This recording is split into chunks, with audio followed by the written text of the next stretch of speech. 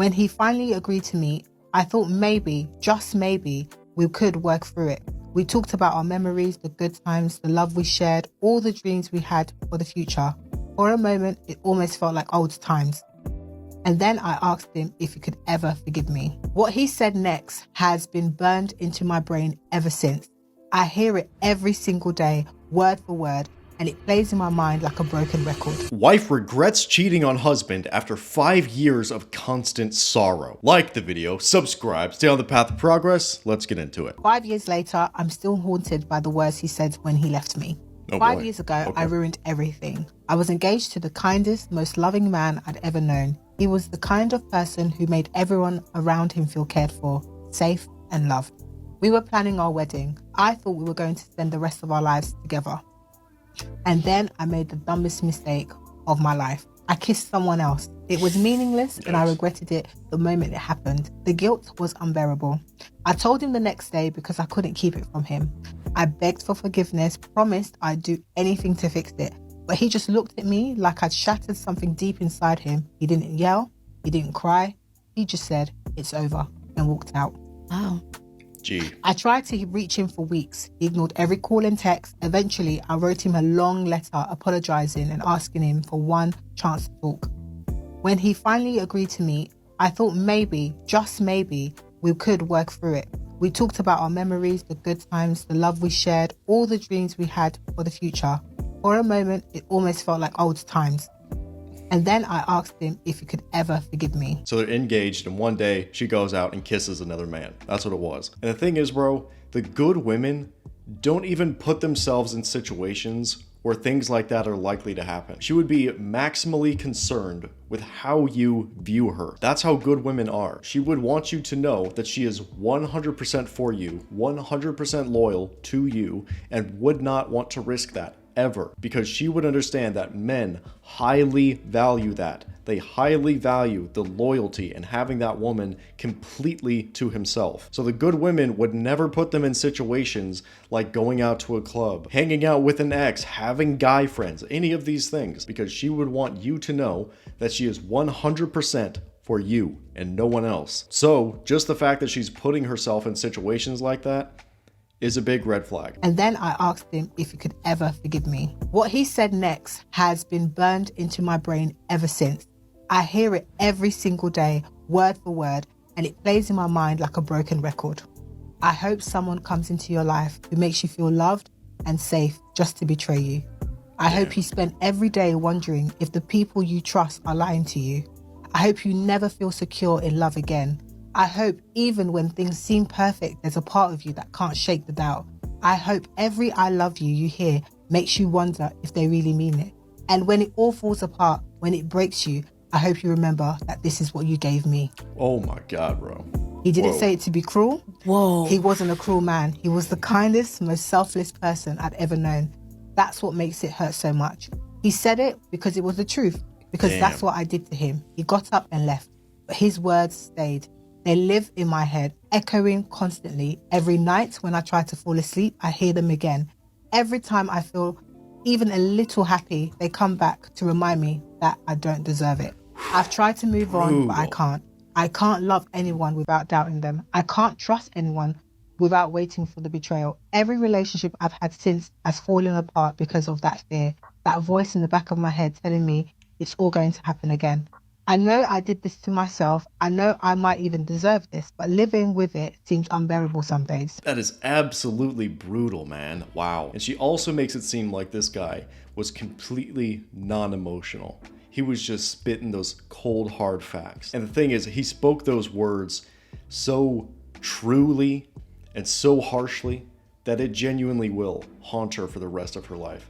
That was a mistake that she will look back on for the rest of her life. I can guarantee you that. And that's what it is, man. That's the harsh reality. This is exactly why women need to be careful with these situations that they're putting themselves in. Because you have to understand that women are emotional, okay? This is just how they're built. So with that, you have to understand that in the right circumstances, cheating may occur. The right guy at the right time with the right game. Who knows, bro? But the thing is, the good women just wouldn't be in that situation to begin with. They just wouldn't. They'd be at home taking care of their man, taking care of their family, not doing any of that 304 shit. I still know where he lives. He didn't move out of the apartment we used to share.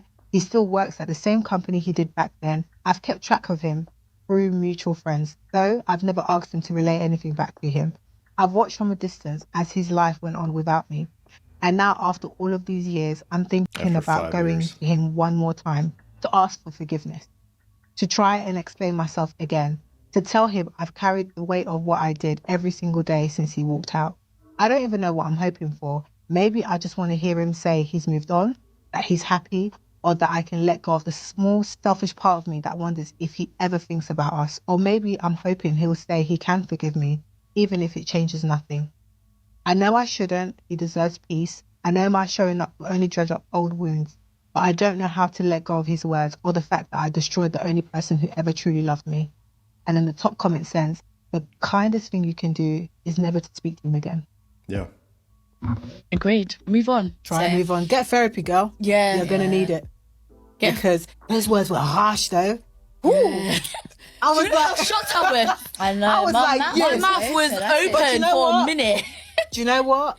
That is what cheating does. And dude, do you see the still selfish behavior? She's only worried about what she is missing out on. She doesn't care about dredging up all this old stuff in front of this guy. She doesn't care about opening up these old wounds. She's only just thinking about what her emotions are, what she is feeling, and seemingly not worried about this guy at all. Bro unknowingly cursed her forever. Damn, dude, I guess he really did. Pulled up some witchcraft. Cheating is never a mistake. It's a choice. Never believe their explanations. They're just trying to shift the burden onto you. Never forgive, never surrender. Yeah, man, because with this entire situation, it seems like she's trying to do things to make herself feel better. Again, it doesn't have anything to do with this guy. She just wants to feel better about how poorly she acted. But my man acted like an absolute boss. Holy cow, man. He went scorched earth on her ass. My ex-wife cheated on me, and I've not been in another relationship since our divorce. I don't ever think I'll allow myself to be that vulnerable again, to trust someone that much. Damn, bro. And this is the effects of women cheating, man. There's a reason why traitors are punished so harshly, because they're the ones that is closest to the home. They're the closest to the heart. And that's why it can never be accepted. You have to walk away. That was an interesting one. Be sure to leave your comments below. Now let's get on with the show. Ladies, if you get married, do not take your husband's last name. Or do what you want, but hear me out. I'm probably not breaking any ground when I tell you that women taking their husband's last name stems from a time where women were viewed as their husband's property. Those are pretty ugly origins for a tradition that most people are still upholding. 79% of women in the United States take their husband's last name, and another 5% of women hyphenate. In contrast, 92% of men keep their names exactly the same. And that's the rub, right? Because obviously people have their own reasons for why they want to have the same name as their partner. You want your kids to have the same name as both of their parents, or it's romantic to have the same name. But if those were really the reasons, then why don't we see more men taking their wives' names? I challenge you to ask your boyfriend if he would consider taking your name when you get married. And watch his reaction, because most men act like it would be some kind of humiliation ritual to have to take a woman's name. And that should tell you something about how he views you taking his name. Like it's some sort of demeaning act of submission that you should do, but he would never consider. I know a girl who's married with kids. She seems very happy, but I once mentioned to her that I wouldn't change my name if I got married. And she told me she always wanted to keep her maiden name. But when she met her husband, he said he would never marry a woman who wouldn't change her name to his. Good man. Dude, they can cry patriarchy all day. I don't care. If a woman doesn't accept your last name, she does not respect you. Straight up, not at all. It is about her accepting you as head of household, as the leadership, and it's about her coming into your home, being a part of your family that you create together, obviously, but it's about her submitting to you. I'm gonna have all the feminists raging with this one, but that's what it is, man. A woman that is not willing to take your last name, she doesn't respect you. She just doesn't. And I would take that as a huge red flag, by the way, because the only women that really talk like this are the feminist women, are the ones that believe they are oppressed by the patriarchy. So if any woman I was dating was talking like this, dude, it's over. It's toast. To become rich and famous, what are you gonna put your wife in a closet so she can't be famous neither? No, she'd be famous for being my wife. That's so... That makes me mad. Why does that, hold on. Why does that make you mad? What? I did all the work to get rich and famous. Yeah, so You're welcome what for if you making have me a pretty famous for wife? being She my can't be wife. famous too? No, I'm saying she can be famous. Just she's for- famous for Okay, being but my she wife. doesn't have to be famous in your shadow. Well, then she should have made That's her cocky. own. Cocky. She should cast her own shadow. Because the thing is, man, when men become successful to some degree, they do it for the family. When women become successful, they do it so they can be independent. So they can be strong, independent, and don't need no man. That's the difference, bro. Do y'all think healthy relationships get boring? That is my point exactly. That's one of the main reasons why relationships don't work. Because of the way society thinks. It is out of this world. A comment like that? Oh, good luck, everyone. Say bye to relationships. Say bye to love. Say bye to all of it. Apparently, all of that is boring. And we wonder why, as a society, relationships keep failing.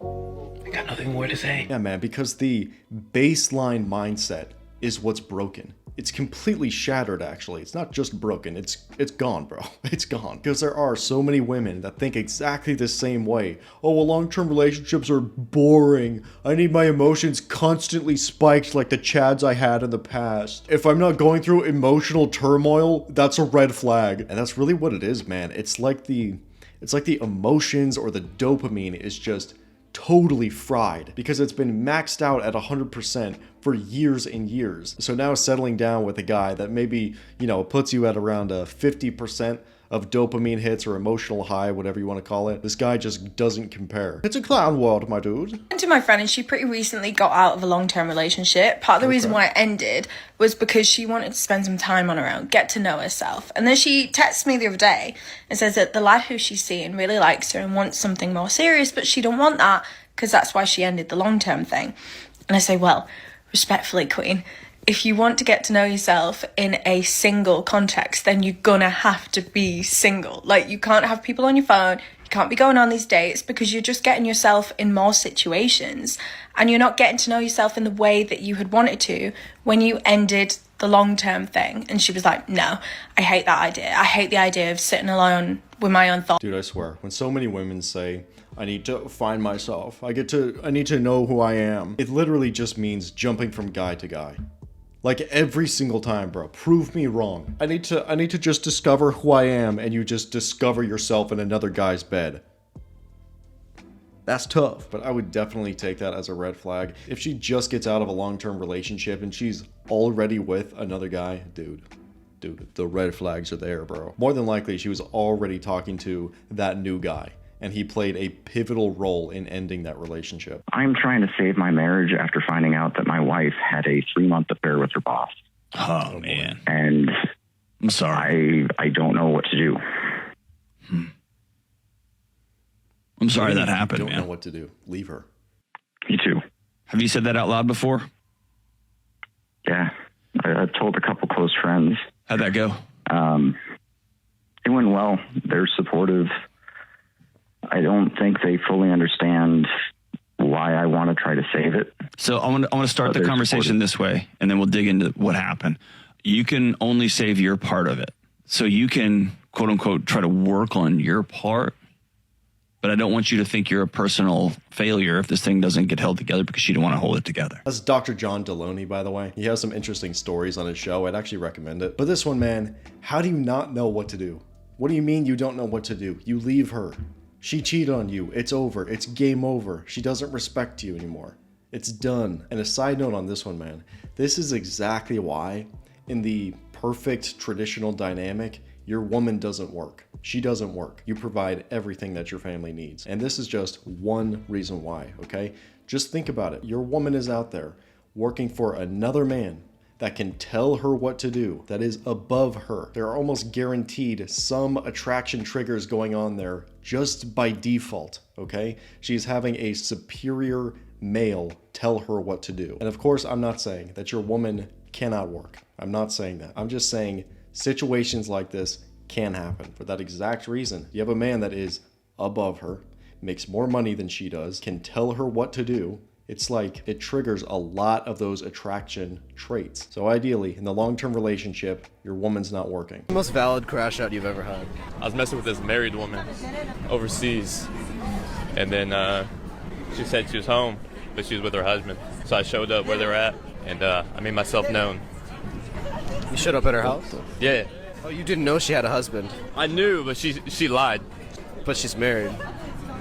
So she said she was out, but I drove by her house. Wait, so you were mad that she's married, spending time with her husband, instead of cheating with you? Yes. Is that a valid crash out? I think it's pretty valid. Yeah, but what the fuck? Homie, what? Why are you dealing with married women? Men's desperation will take them to the ends of the earth. Literally. Just to find any woman that might touch their pee-pee. That's literally it. I will go to the ends of the earth, my dear. Just touch my pee-pee once, please. I don't know why he's like British, but it made sense. Touch my pee-pee, darling. I will crawl through glass, my dear. Just touch my pee-pee. I did it. What'd you do? I did it. What did you do? Put down your cat? I gave him opportunity after opportunity to change his mind, and I did it. I was just being strung along. I blocked him. Okay. I was hurting my own feelings so bad, hanging on to something that's not there.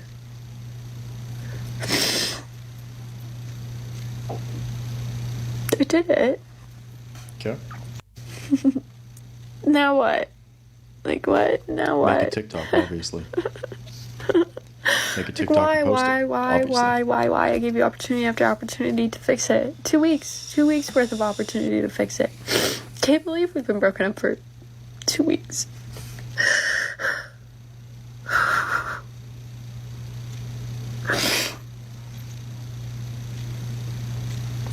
You weren't supposed to quit on me. Because I just had to do something I never wanted to do. Ever. Because I'm the last resort option. Always happened. Okay. So I don't know. I guess it's time to start living for Lexi. One of my followers said that the other day, and I was like, you know what? You're right. We're gonna start living for Lexi. I stopped doing that for so long because you meant the world to me. But I don't mean the world to you. Damn, does that hurt. But you know what? That's life. I was just talking to my little sister today about how bad I just wanted you to come back. And it's just not happening. And I'm destroying myself over it. Mentally, I couldn't do it anymore. And it sucks because I feel like mentally I can't do it without you either. I'm sorry we had to break up. But I guess this is one step in a direction. I don't know that it's going to be a better direction, but a direction versus no direction. Hashtag live for Lexi. Find happiness in my own company. So yeah, live for Lexi. So the way she makes it seem is she broke up with the guy because she wasn't a priority. And dude, you want to know something? Women think this sounds good, where they want to be her man's #1 priority, but in reality, if she was his #1 priority, she wouldn't find it attractive at all. All of this is just a fantasy in their head, 100% completely. If she was his #1 priority, he wouldn't be working, he wouldn't go to the gym, he wouldn't go hang out with his friends, he wouldn't live a cool lifestyle, he would just spend 100% of his time with her. Oh, because she's the #1 priority. But what happens when you do that? You become this like schlubby, slug version of yourself, okay? This is like a one-way ticket to Beta Bob Town. You need to get your priorities straight, all right? You have so many other things to be worried about. Because the thing is, when you prioritize your work, your purpose, the gym, becoming more interesting, getting more experiences. You know, there's so many different things that you can prioritize. And when you're doing all of these things, that's what women find attractive in you, is all of these things that you're prioritizing instead of her. You think if a woman was dating Elon Musk and he automatically became this like super simpy beta kind of guy, he's like, no, I don't want to build rockets anymore. I don't want to build the cars. I just want to spend time with you all day, babe. She'd be like, ew. Gross. I thought I was with Elon Musk, not some beta Bob from my Instagram comments. It's all just a big ol' yikes, my man. Like the video, subscribe, stay on the path of progress. I'll see you later.